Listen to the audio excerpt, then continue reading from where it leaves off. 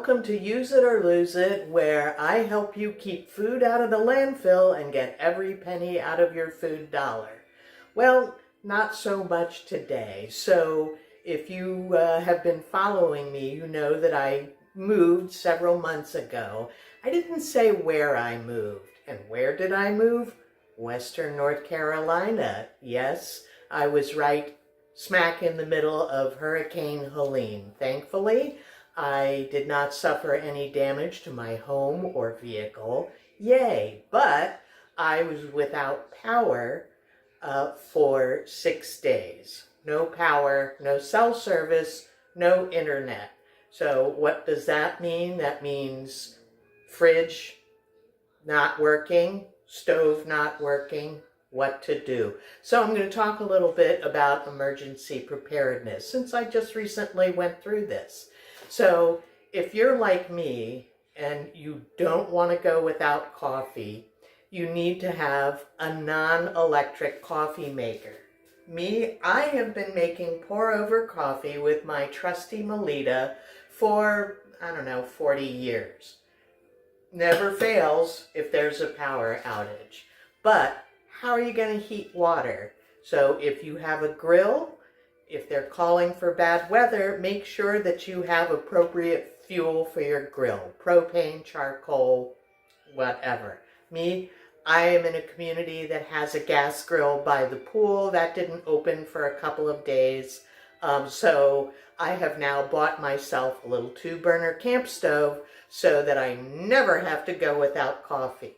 So if indeed you do have a grill, make sure you use that, because if you're going to be without power for an extended period, foods inside the refrigerator are only good for 4 to 6 hours. Freezer food, if you don't open it, is more like 48 hours.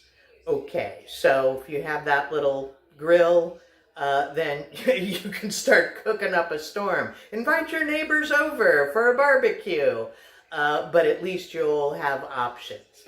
Past that 48-hour mark, sorry, Charlie. Me, I don't have a large cooler, so moving things from the freezer to a cooler with ice wasn't an option. C'est la vie.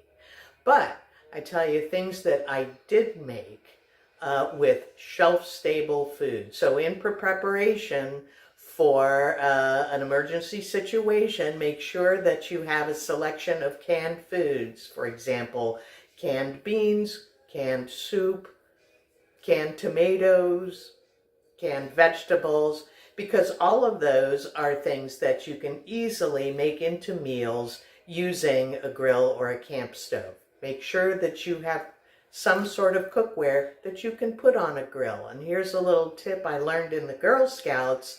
Put soap on the bottom of those pans, because if, for example, you're using a charcoal grill, the char will be easy to wash off after you've had it on your grill. So that's a little handy tip. That's assuming you have water. I was fortunate. I had low pressure water, which was okay for flushing toilets and washing dishes, but not so much for ingesting or washing me.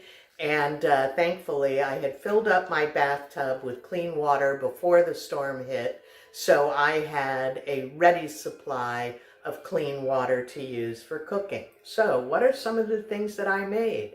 Well, I made my 3-bean slaw because I still had cabbage. And vegetables in your refrigerator, as long as they're not cut, you can use them past that 6-hour mark.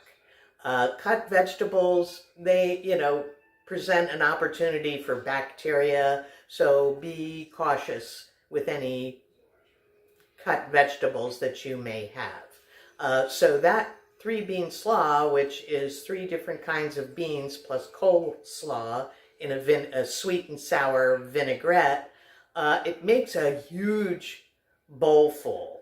And so I ate that for several days. Requires no heating, so kind of the perfect thing for one of these emergency situations. Also, peanut butter and jelly, the classic. You can't go wrong with peanut butter and jelly. Peanut butter is a great source of protein, and jelly or preserves, just as the name suggests with preserves, they don't really need refrigeration. So you're safe to eat that also past that 6-hour mark. Other foods in your refrigerator that are safe would be anything with a high vinegar content. So for example, mustards, olives, those kinds of condiments. Likewise, ketchup, which has a lot of sugar in it. So not mayonnaise. Don't even think about eating the mayonnaise.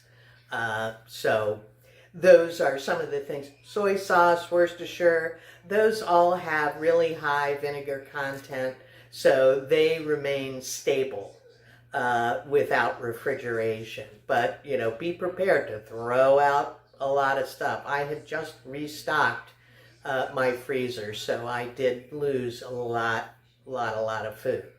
One of the things that I did on my community grill was that I made potato salad. So I took my cut up potatoes and water down to the grill, boiled them until they were done, and then coated them in a vinaigrette sauce. So it's more of a German style. Throw in some celery, some onion, and, you know, it's filling, and, you know, it kind of gets you over the hump. So other shelf-stable foods you should consider keeping in your pantry are long-conserved milk. So that's, for example, one brand is Parmalat. That has been ultra-pasteurized, so it's shelf-stable. So you combine that with cereal. Hey, you got a meal. Cereal is shelf-stable, so that's another thing. Granola bars, protein bars, those are also good to have on hand. You know, when you don't have power, you can't cook. But remember, with that camp stove, that opens up a lot more possibilities. And here's another thing. So all those canned goods I talked about, make sure you have a manual can opener. No power, no electric can opener. So that's another part of your emergency kit.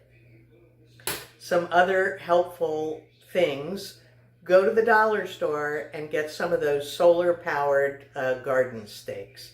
They're, you know, $1.25 a piece, and that can be used as emergency lighting.